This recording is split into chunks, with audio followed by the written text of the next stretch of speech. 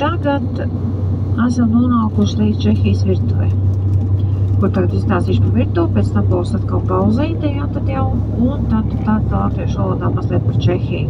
Par viesnīcu stāstīšu jau pirms viesnīcas. Tas tikai, ka mēs uzreiz tur tādiem viesnīcā netiksim iekšā, bet, ja pastāstīt jau pat vajadzēs par to, kas un kā.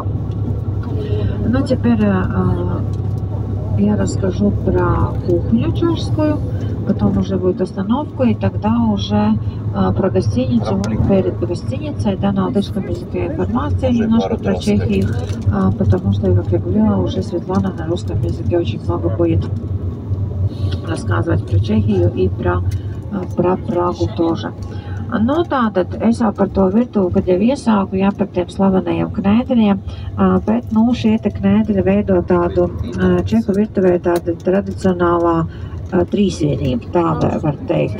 Vepržo, kņedlo un zeļi. Tas ir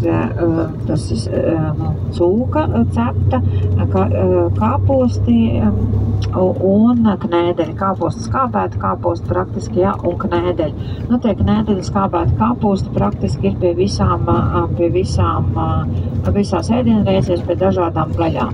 Vai ne jūs ēdat cūkas gaļu, vai ne jūs ēdat kaut kādu zosi, jā, tad tie knēdeļi ar tiem kāpostiem ir vienmēr. Knēdeļi gan mēdz būt dažāda veida, es runāju par tiem maizes knēdeļiem, ko es jau stāstīju, tad ir arī kartupeļu knēdeļi, ir arī saldie knēdeļi, daudz un dažādi. Protams, viņiem arī tradicionāli pusdienas sākās ar zupu. Šeit ļoti līdzīgi varbūt ar tiem krievlotas vārdiem gulašo, poļovka, tas ir gulaš zupa, cisņečka no ķiploka, cipulačka no sīpoliem, brampuračka ar kartupeļiem, un visādi sačkas, tās viņiem dažāda veida zupas. Protams, viņi otrajā ēdienā taisoties arī to gulašu mēdz, kur mēs runājām gulašu ar tiem knēdeļiem. Tad arī attiecīgi arī kāds cūkas cepetes, ko viņi arī ļoti labi